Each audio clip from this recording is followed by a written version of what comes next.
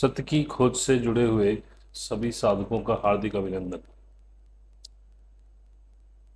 सबसे पहले तो आप सभी का धन्यवाद मुझसे जुड़ने के लिए। और जैसा कि मैंने पिछले वीडियो में कहा आपने कि कुछ यूनिवर्स का ऐसा आदेश जान पड़ता है कि अब आगे बढ़ना चाहिए और लोगों को जोड़ करके उन्हें सिखाना शुरू कर देना चाहिए। तो उसी को आगे बढ़ाते हुए मैं आपसे थोड़ा सा निवेदन कर रहा हूँ। इस वीडियो में हमारा वेब पेज दिया हुआ है, sorry not web page, Facebook page है, इंस्टा का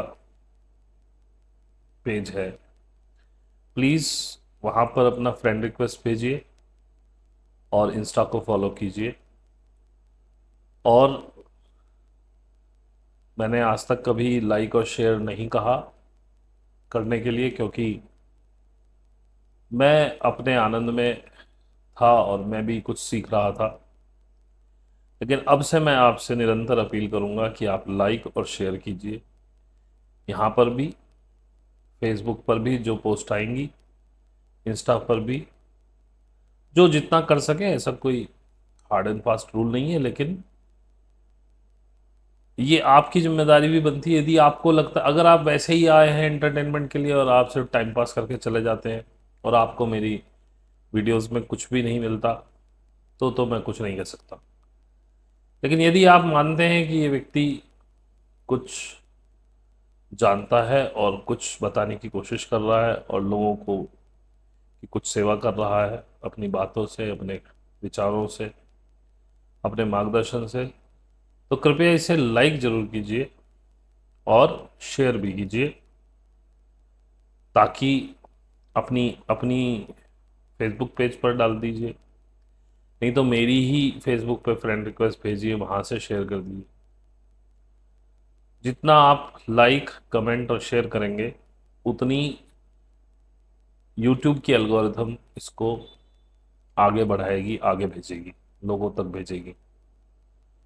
और हो सकता है किसी व्यक्ति को जिसको इसकी आवश्यकता हो उस तक पहुंच जाए।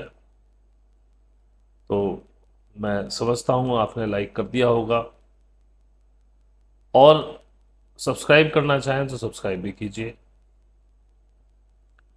आपका ये सहयोग किसी और की ज़िंदगी बदल सकता है और मुझे मेरे मिशन में और आगे बढ़ाएगा, जिसके लिए आपका तहे दिल से धन्यवाद, अग्रिम धन्यवाद मैं व्यक्त करता हूं।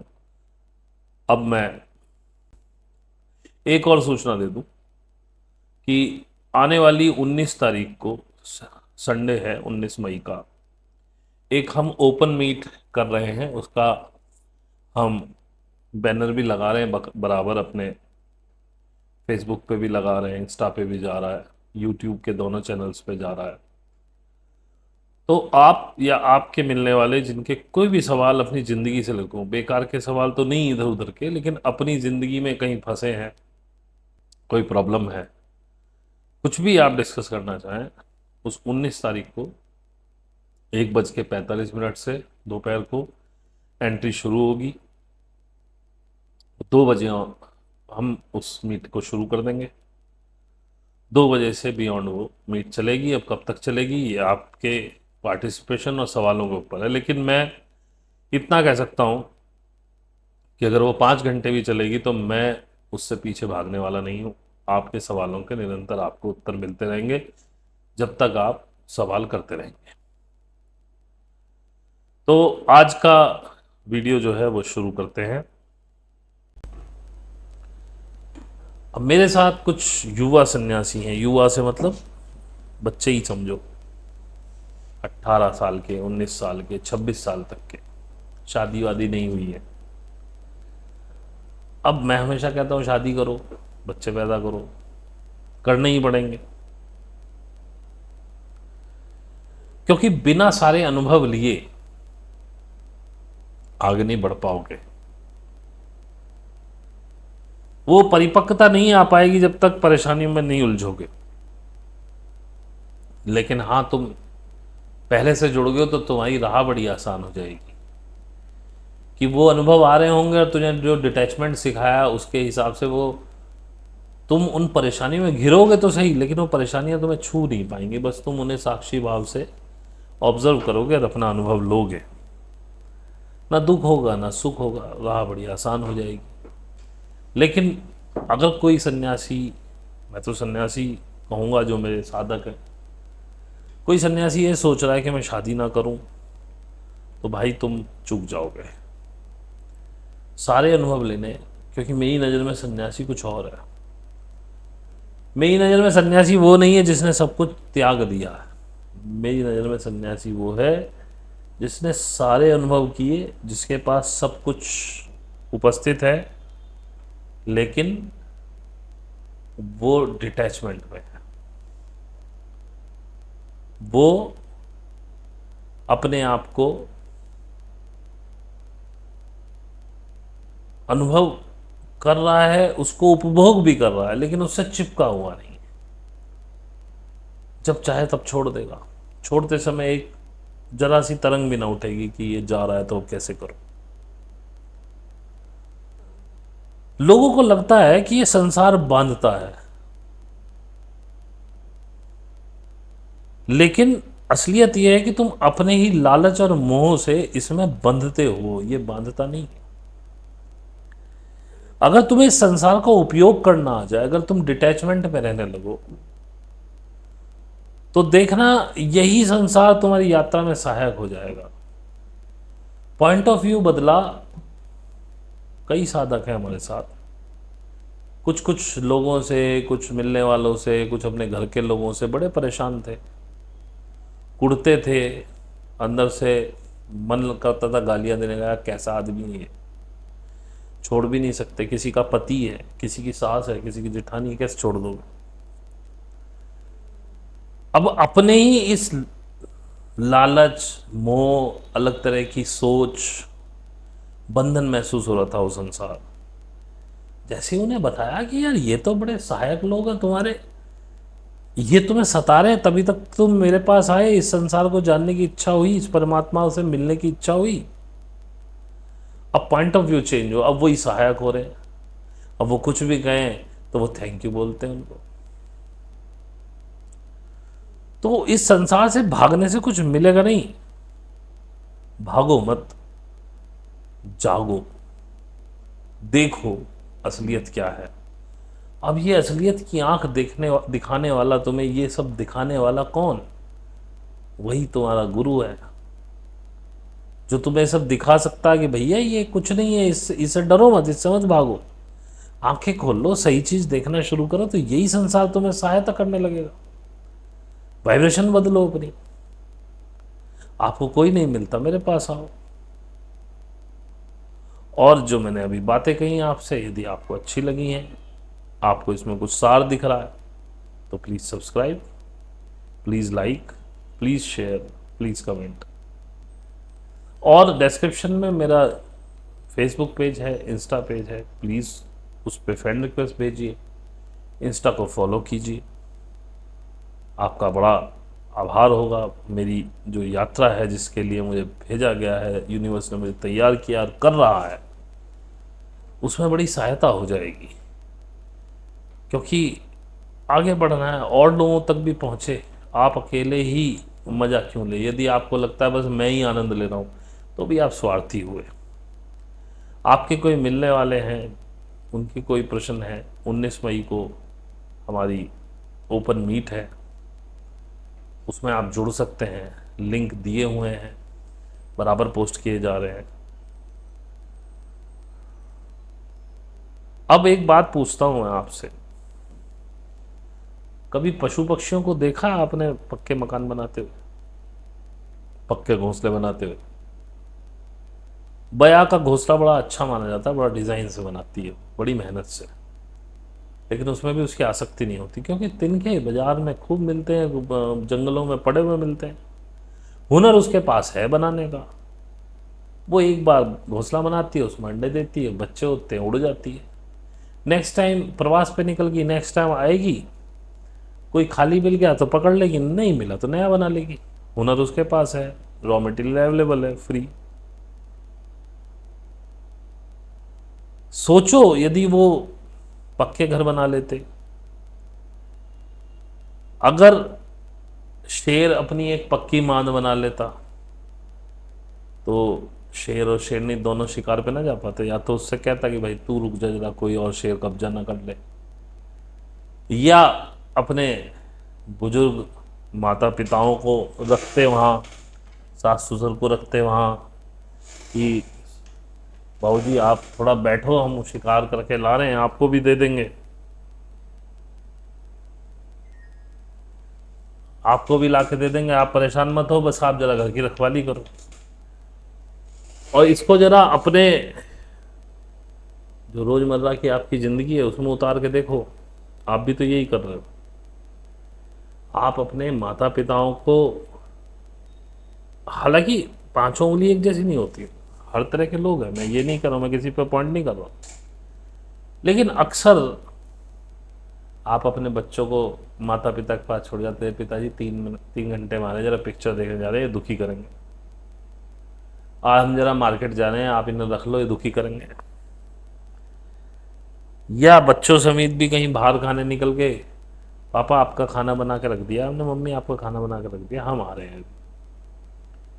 इतना प्रेम करते हो अपने माँ बाप से तो साथ लेके जाओ ना उनको, क्यों अकेले जाते हो? वो एक बार मना भी, कई बार आप पूछते हो वो मना कर देते हैं, आप फिर कहते हो अच्छा ठीक है। क्यों? आप कहते हो नहीं जाएंगे तो आपके साथ जाएंगे, अगर प्रेम करते हो। वो आपकी मांद की रखवाली के लिए आपने छोड़े हैं, अधिकतर केसेस में, मैं 100% नहीं कह रहा हूं। आपने अपनी मांद की रखवाली के लिए सब छोड़ा है कि भाई हमारी मांद पे कब्जा ना हो जाए, पीछे कोई चोरी ना कर ले, माता पिता हैं रह रहे हैं या एक भी उनमें से कोई रह रहा है तो आराम से घूम रहे हैं, 7 दिन के लिए टूर पे चले गए, बच्चों को लेके कश्मीर चले गए, नैनीताल चले गए, मसूरी चले गए, केरला चले गए, टेंशन नहीं है क्योंकि मांद की रखवाली के लिए बैठा हुआ है कोई। यही सब आप कर रहे हो। और पक्की चीजें बनाने से मोह उत्पन्न हो जाता है। घर बना लिया, आप देखो एक भिखारी अक्सर शहरों में पुलों के नीचे रहते हैं, कुछ रेलवे स्टेशनों पे क्या होता है उनके पास एक पन्नी, उसके ऊपर बिछाने के लिए हुआ तो एक चादर, या किसी पे दड़ी हुई, किस्मत से तो हुई, अपने थैले का तकिया बनाएंगे, एक चादर ओढ़ के सो जाएंगे। बहुत हुआ कोई 4 डंडे गाड़ के उस पर एक पिन्नी लटका लेगा, वो भी कहीं से उठाई हुई होगी, खरीदी हुई, कोई तिरपाल नहीं होगी कि भाई ऊपर से पानी वानी आए तो जरा ओस ओस आए, बचत हो जाए। म्यूनसिपलिटी की गाड़ी आती है, बोले उठाओ अपना, रोते देखा कभी उन्हें? पिट्टी वहीं फेंकेंगे, डंडियां भी वहीं फेंकेंगे, अपना नीचे बिछाने वाली एक पिन्नी और वो चद्दर अपना उठाई, थैले में रखी, थैला टांगा, डोल हाथ में लिया, एक लकड़ी ली, चल दिए। और देखो जो ये अभी आपने कई बार देखा होगा, अनियमित कॉलोनी टूटती है, बुलडोजर चलते, कैसी जोर जोर से दहाड़े मार मार कर रोते हैं लोग, हाय हमारे पूरे जीवन की पूंजी लुट गई। मैं ये नहीं कह रहा हूँ, दुख का विषय है, लेकिन क्या आशिया वो मक्का पक्का मकान जो बना उससे इतना मोह हो गया कि अब वो छूट नहीं रहा।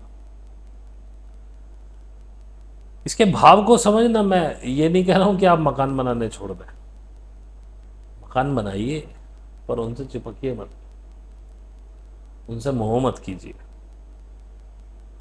बना दिया बना दिया, बहुत से मैंने देखे हैं। मैं अपना एग्जांपल दूं, यहाँ पे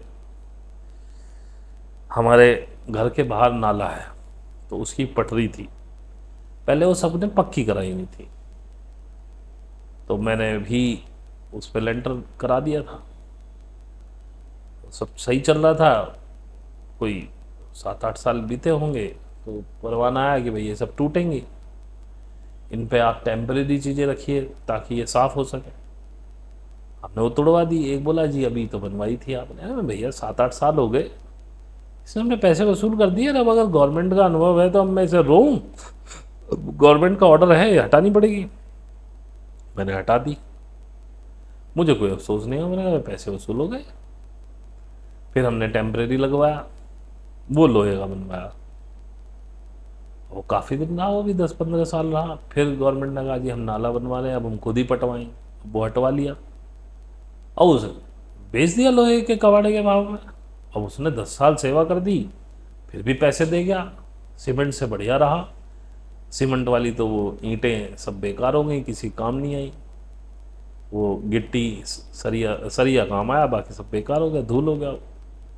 मैंने कहा लोहे वाला बढ़िया रहा, लेकिन कोई अफसोस नहीं था। तो इस संसार में आए हो, यहाँ पक्के घर मत बनाओ। अब ये मैं घर के संदर्भ में नहीं कह रहा हूं, अब आप सोचेंगे कि आप झोपड़ियों में रह, नहीं, इसे सराय समझो। थोड़े दिन का ठिकाना है, फिर सबको जाना ही है। कोई पहले कोई बाद में चला जाएगा। तो ज्यादा से ज्यादा करो तो तंबू लगा लो, लेकिन पक्के आशियाने मत बनाओ।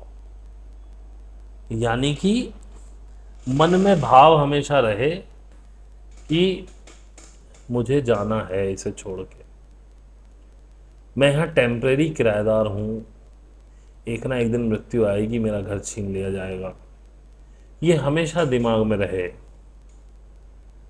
तो आप जरा भी विचलित नहीं होंगे। तो इसी संदर्भ में कह रहा हूँ, यहाँ पक्के घर मत बनाओ।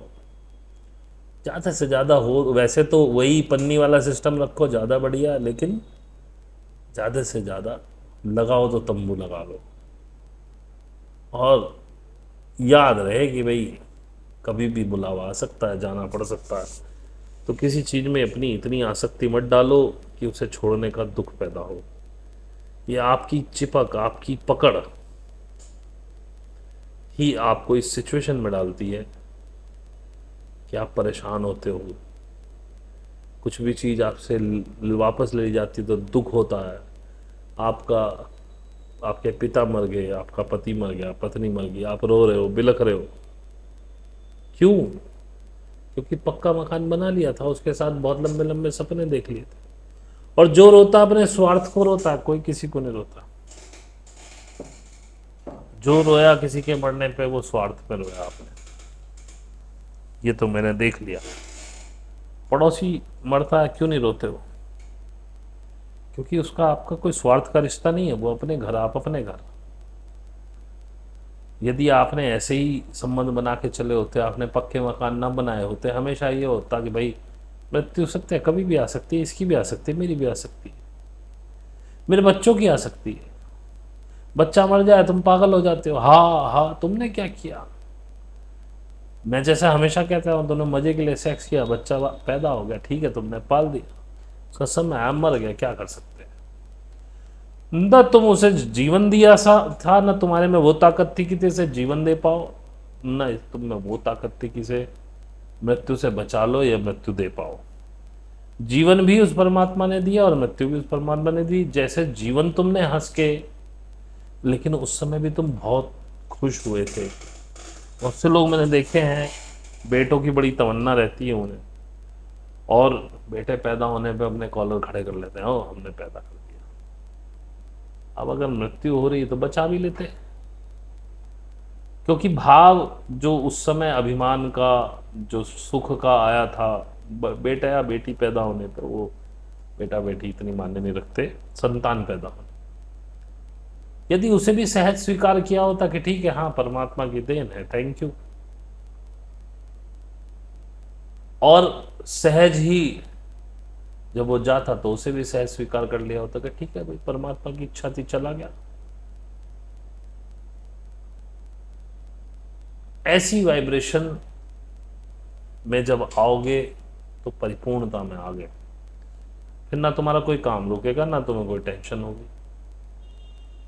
और साधना के साथ यही ध्यान के माध्यम से मैं आपको सिखा रहा हूं।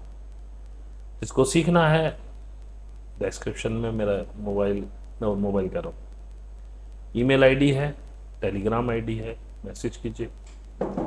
19 तारीख को फिर बता रहा हूँ, 19 मई को हमारी मीट है ओपन, कोई भी आ सकता है, आप भी आ सकते हैं, आपके मिलने वाले भी ज्वाइन कर सकते हैं। ज्वाइन कीजिए, आपके जो भी सवाल है वहाँ पूछिए। और प्लीज़ फिर कह देता हूँ, ज़रा लाइक कर दीजिए, सब्सक्राइब कर लीजिए। शेयर कर दीजिए। फेसबुक पेज को पे फ्रेंड रिक्वेस्ट भेजिए, लाइक कीजिए, इंस्टा को फॉलो कीजिए। आपका बहुत बहुत धन्यवाद मुझे सुनने के लिए, और आज के लिए इतना ही। बहुत बहुत धन्यवाद।